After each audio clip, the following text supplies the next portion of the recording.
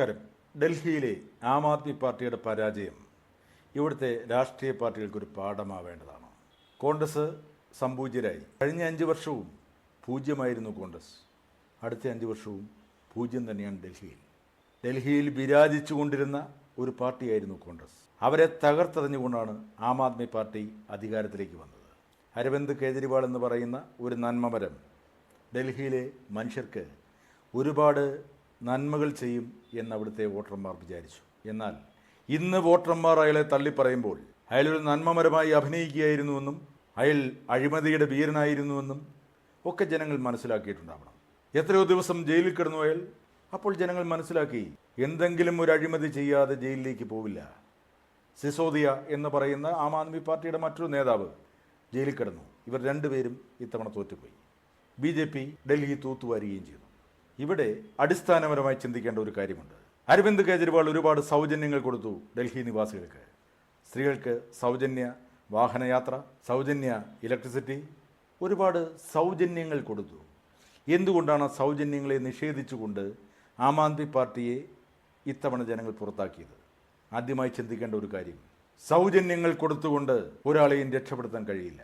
സൗജന്യങ്ങൾ കൊടുക്കുമ്പോൾ മനുഷ്യർ മടിയന്മാരായി പോവുകയാണ്. അവർക്ക് വരുമാനമുണ്ടാക്കാനുള്ള സ്രോതസ്സാണ് സർക്കാർ ചെയ്തു കൊടുക്കേണ്ടത്. ജീവിക്കാനുള്ള എല്ലാ വകകളും ഞാൻ സൗജന്യം തരാമെന്ന് പറയുന്നത് തികച്ചും തെറ്റായ കാര്യം തന്നെയാണ്. എന്നാൽ 2100 രൂപ ആം ആദ്മി പാർട്ടി എല്ലാ സ്ത്രീകൾക്കും മാസം തോറും കൊടുക്കുമെന്ന് പറഞ്ഞപ്പോൾ 2500 രൂപ കൊടുക്കുമെന്ന് പറഞ്ഞുകൊണ്ടാണ് BJP അധികാരത്തിലേക്ക് വന്നത്. ഒരു സ്ഥലത്ത് വില കുറച്ചൊരു സാധനം കൊടുക്കുമ്പോൾ തൊട്ടപ്പുറത്തെ കടക്കാരനും വില കുറച്ചല്ലേ പറ്റൂ. അതുതന്നെയാണ്, ആ തന്ത്രമാണ് BJP ചെയ്തത്. ജനങ്ങൾ വിചാരിച്ചു സുസ്ഥിരമായ ഒരു പാർട്ടിക്ക് തന്നെ അധികാരം കൊടുക്കാം. ആം ആദ്മി പാർട്ടി എന്ന് പറയുന്നത് അടിത്തറയില്ലാത്ത പാർട്ടിയാണ്. ഒരു പ്രത്യേക വികാരത്തിൽ ഉദിച്ചു ഉയർന്നതാണ്. അണ്ണാ ഹസാരെയുടെ ആ അഴിമതി നിരോധന സത്യാഗ്രഹവും അതിന് ചുവട് പിടിച്ചുകൊണ്ട് ആ കൂടെ ചേർന്ന കേജ്രിവാൾ ആം ആദ്മി പാർട്ടി ഉണ്ടാക്കിയതും എല്ലാം ചരിത്രമാണ്. അണ്ണാ ഹസാരെ വരെ കേജ്രിവാളിനെ തള്ളിപ്പറഞ്ഞു. പിന്നീട് ഞാൻ കേരളത്തിലെ ആം ആദ്മി പാർട്ടിയിൽ അംഗത്വം എടുക്കാൻ പോയ ആളാണ്.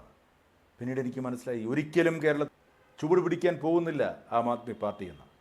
കാരണം ഒരു രാഷ്ട്രീയ പാർട്ടിയുടെ ചിട്ടവട്ടങ്ങളോ അതിൻ്റെ അടിസ്ഥാന ശിലാസ്ഥാപനമോ പോലും ഇല്ലാതെയാണ് ആം ആദ്മി പാർട്ടി ഉയർന്നു വന്നത്. അടിത്തറയില്ലാത്തത് കൊണ്ട് തന്നെ എത്രയും പെട്ടെന്ന് തകർന്നടിയും എന്ന് ഉറപ്പായിരുന്നു. പഞ്ചാബിലും ഇനി വരാൻ പോകുന്നത് മറ്റൊന്നുമല്ല, ഭരണകാലഘട്ടം പൂർത്തീകരിച്ചേക്കാം, പക്ഷേ അവിടെയും താഴെ പോകും. ഇനി കോൺഗ്രസിന് സംഭവിച്ചെന്താണ്? ഇന്ത്യ മുന്നണി എന്ന് പറഞ്ഞ് എല്ലാവരും കൂടെ നിന്നു.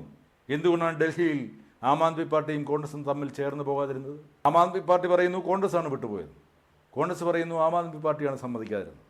ചിലപ്പോൾ ആം ആദ്മി പാർട്ടിക്ക് അമിതമായ വിശ്വാസമുണ്ടായിരുന്നിരിക്കാം ഞങ്ങൾ തനിച്ച് ഭൂരിപക്ഷത്തിൽ അവിടെ എത്തുമെന്ന്. ഇനി കോൺഗ്രസിന് ഷീലാ ദീക്ഷിതിനെ പോലെ 15 വർഷം അവിടെ ഭരിച്ച ഒരു മുഖ്യമന്ത്രിയെ കണ്ണീരോടെ ഇറക്കിവിട്ട അരവിന്ദ് കേജ്രിവാളിനോട് വൈരാഗ്യമുണ്ടായേക്കാം. രാഷ്ട്രീയക്കാറ്റ് മാറി വീശുന്നുവെന്നും ഇവർ മനസ്സിലാക്കുന്നില്ല. അതുകൊണ്ടായിരിക്കാം ഡൽഹി നേതൃത്വം അരവിന്ദ് കേജ്രിവാളുമായി കൂട്ടുചേരേണ്ടെന്ന് തീരുമാനിച്ചത്. എന്തായാലും 2 പാർട്ടികളും തറപറ്റി. എനിക്ക് സന്തോഷമാണ്. കേന്ദ്രം ഭരിക്കുന്ന ഗവൺമെൻറ് തന്നെ ആ പാർലമെൻ്റ് ഇരിക്കുന്ന ഡൽഹിയിൽ ഭരിക്കട്ടെ. ഞാനിപ്പോൾ ആഗ്രഹിക്കുന്നത് കേരളവും BJP ഭരിക്കണമെന്നാണ്. ഇവിടെ എല്ലായ്പ്പോഴും LDF പറയുന്നത് എന്താണ്? അല്ലെങ്കിൽ മുഖ്യമന്ത്രി പറയുന്നത് എന്താണ്? ധനമന്ത്രി പറയുന്നത് എന്താണ്? കേന്ദ്രം ഞെരുക്കുന്നു.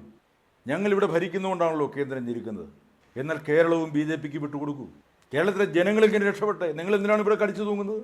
ഇനി കുറേ കാലം കേന്ദ്രം ഭരിക്കുന്നത് BJP തന്നെയാണ് എന്ന് ഉറപ്പുള്ളപ്പോൾ കേരളവും BJP ഭരിക്കുകയാണെങ്കിൽ കേരളത്തിലെ ജനങ്ങൾക്ക് ഒരുപാട് സഹായങ്ങൾ കിട്ടുമല്ലോ. കമൻറ്റ് ബോക്സിൽ കമൻ്റ് എഴുതാൻ വരുന്ന ചില തൊഴിലാളികളുണ്ട്. ഇവൻ BJP ചേർന്നു, ഇവൻ സംഘിയായി. എടോ, ഞാൻ ആ ഒരു രാഷ്ട്രീയ പാർട്ടിയിലും അംഗമല്ല. കേരളത്തിലെ ജനങ്ങൾക്ക് വേണ്ടിയാണ് ഞാൻ സംസാരിക്കുന്നത്. BJP ആണ് ഇവിടെ ഭരിക്കുന്നതെങ്കിൽ കേരളം കൈയച്ച് സഹായിക്കും. അത് ജനങ്ങൾക്ക് ഗുണകരമാവും.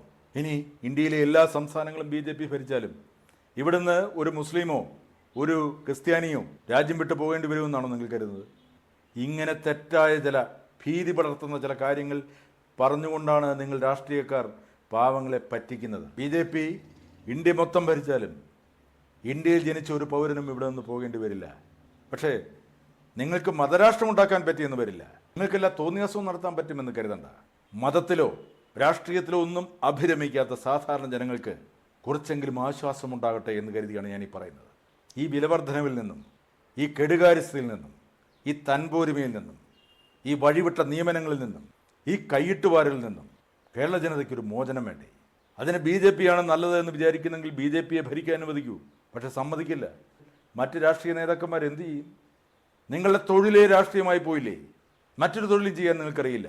അടിസ്ഥാനപരമായി സമ്പത്തുള്ളവൻ മാത്രം രാഷ്ട്രീയത്തിലേക്ക് വരിക. രാഷ്ട്രീയത്തിൽ നിന്ന് സമ്പത്തുണ്ടാക്കാൻ ശ്രമിക്കുന്നവനെ പടിയടിച്ച് പുറത്താക്കുക. ഞാൻ അടിസ്ഥാനപരമായി സമ്പത്ത് വേണമെന്ന് പറഞ്ഞത് നിങ്ങൾ തെറ്റിദ്ധരിക്കേണ്ട. സമ്പന്നന്മാർ മാത്രം മതിയോ രാഷ്ട്രീയത്തിലെന്ന് നിങ്ങൾ ചോദിച്ചേക്കാം. എന്നാൽ ഞാൻ പറയുന്നു, പന്നിൻ രവീന്ദ്രനെ പോലെ ശുദ്ധമായ രാഷ്ട്രീയ പ്രവർത്തനം നടത്തുന്ന രാഷ്ട്രീയക്കാരില്ലേ? കെ രാധാകൃഷ്ണനെ പോലെ.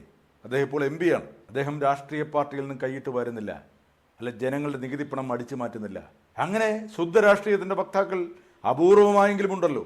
അങ്ങനെയുള്ളവർ രാഷ്ട്രീയ പ്രവർത്തനത്തിലേക്ക് വരട്ടെ. അല്ലെങ്കിൽ ശശി തരൂരിനെ പോലെ, രാജീവ് ചന്ദ്രശേഖരനെ പോലെ, മാത്യു കുഴൽനാടനെ പോലെ പാരമ്പര്യ സ്വത്തുള്ളവർ രാഷ്ട്രീയത്തിൽ നിന്ന് ഞങ്ങൾക്കൊന്നും വേണ്ട എന്ന് പറഞ്ഞ് അവർ വരട്ടെ. അല്ലാതെ ഇതിൽ നിന്ന് വന്ന് കോടികൾ ഉണ്ടാക്കി സിംഹാസനം പണിയാം, കൊട്ടാരങ്ങൾ പണിയാമെന്ന് വിചാരിക്കുന്നവനൊക്കെ വീട്ടിലിരിക്കട്ടെ. അതാണ് ഈ ഡൽഹി തെരഞ്ഞെടുപ്പ് ഫലം കണ്ടപ്പോൾ തോന്നിയത്. അരവിന്ദ് കേജ്രിവാൾ 100 കോടി രൂപ മുടക്കി മുഖ്യമന്ത്രി ഭവനം മോഡി പിടിപ്പിച്ചത് വലിയൊരു വിവാദമായിരുന്നല്ലോ. ഒരു ചെറിയ ഫ്ലാറ്റിൽ താമസിച്ചുകൊണ്ട് ഞാൻ ഭരണം നടത്തുമെന്ന് പറഞ്ഞ ആൾ പിന്നീട് 100 കോടി രൂപ മുടക്കി എന്നൊക്കെ പറയുമ്പോൾ ജനങ്ങൾക്ക് മനസ്സിലാവും അന്ന് പറഞ്ഞതെല്ലാം അധികാരം കിട്ടാൻ വേണ്ടിയുള്ളൊരു തന്ത്രം മാത്രമായിരുന്നുവെന്ന്. അതുകൊണ്ട് തന്നെ അതിന് മറുപടി ജനങ്ങൾ കൊടുത്തു.